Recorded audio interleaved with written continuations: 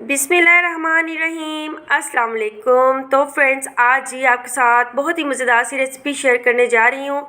आज हम बनाने जा रहे हैं कद्दू का हलवा बिना कद्दूकस किए। किस तरीके से हम इसे बहुत ही आसानी के साथ घर में रेडी कर सकते हैं। बहुत ही टेस्टी, बहुत ही यमी सी रेसिपी है, ज़रूर ट्राई कीजिएगा।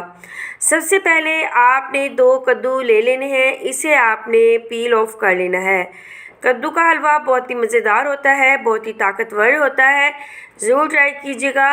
कोई पहचान ही सकेगा जब अगर आप मेहमानों के सामने बनाकर इसे रखेंगे।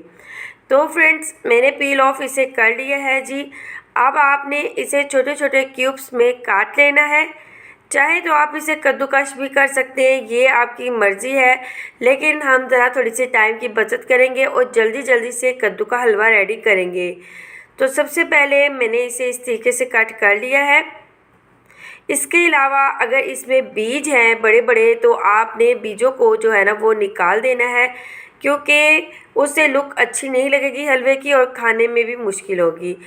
उसके बाद जी हमने इसे चॉपर में डाल के चॉप कर लेना है। चाहे तो आप ब्लेंडर मशीन में भी डाल के इसे ब्लेंड कर सकते हो। अब जी चॉप करके आपने इसे पानी में इस तरीके से डाल देना है, क्योंकि हमने इसे वॉश करना है अच्छे तरीके से। जी फ्रेंड्स, अल्हम्दुलिल्लाह सारा कद्दू जो है वो मैंने चॉप कर लिया है। अब जी आपने इसे निचोड़ लेना है अच्छे से और एक अलग से बॉल में आपने इसे निकाल लेना है। आपने ज़्यादा निचोड़ना नहीं है, थोड़ा सा इसमें पानी रहने देना है, ठीक है जी। जी फ्रेंड्स, अल्हम्दुलिल्लाह कद्दू जो है वो मैंने सारा निचोड़ लिया है। अब जी इसको पकाने की बारी आ जाती है। सबसे पहले आपने पैन में या आपने इसे देचकी में डाल लेना है।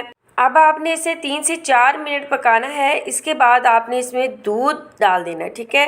दूध तकरीबन मैंने इसमें 1 से 1.5 गिलास दूध ऐड कर दिया है, ठीक है जी। अब आपने इसे अच्छे से पकाना है। कद्दू थोड़ा सा सख्त होता है, गलने में थोड़ा सा टाइम लगता है, तो आपने इसमें इतना ही मिल्क डालना है ताकि कद्दू जो है वो अच्छे से गल भी जाए और बिल्कुल मुलायम हो जाए।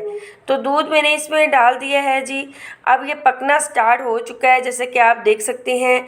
अब जी इसमें जब दूध जो है वो थोड़ा सा रह जाए, उसके बाद जी आपने इसमें चीनी ऐड कर देनी है। मैंने तकरीबन हाफ़ कप इसमें चीनी ऐड कर दी है। अब आप इसमें अकॉर्डिंग टू टेस्ट भी चीनी ऐड कर सकते हो, ठीक है जी। अब जी आपने इसे अच्छे से मिक्स कर लेना है। मज़ीद इसका जो मिल्क है ना वो अच्छे से ड्राई हो जाए, चीनी का जो पानी निकलेगा वो भी अच्छे से ड्राई हो जाए, ठीक है जी। तो फ्रेंड्स 5 मिनट आपने इसे ढक के पकाना है, ताकि मज़ीद जो है ना इसे भाप लगने से जो है ना कद्दू अच्छे से गल जाए और बिल्कुल मुलायम बन जाए। इसके बाद हम इसमें फूड कलर ऐड करेंगे। तकरीबन मैंने इसमें 2 चुटकी ही इसमें ग्रीन कलर लिया है, ठीक है। ये आपने इसमें ऐड कर देना है। चाहे तो आप इसे इससे भी लाइट रख सकते हो, ये आपकी मर्ज़ी है।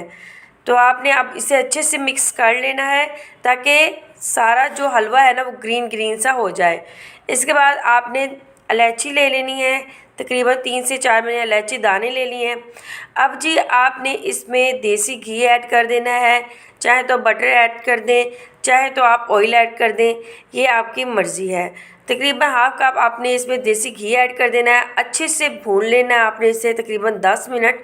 उसके बाद इसमें आपने खोया डाल देना है।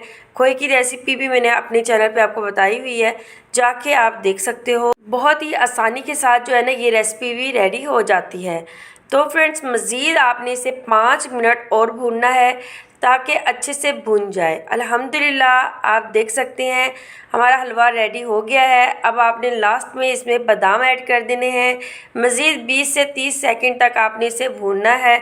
उसके बाद आपने इसे डिश आउट कर देना है।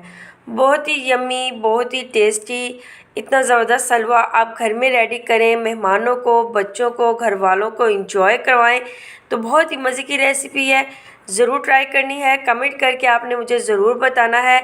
अगर चैनल अभी तक सब्सक्राइब नहीं किया हुआ तो जल्दी से चैनल को भी सब्सक्राइब कर दें। वीडियो पसंद आई हो तो वीडियो को भी ज़रूर लाइक करें। चलें जी, आप मुझे इजाज़त दें, दुआ में ज़रूर याद रखना। ओके, अल्लाह हाफिज़।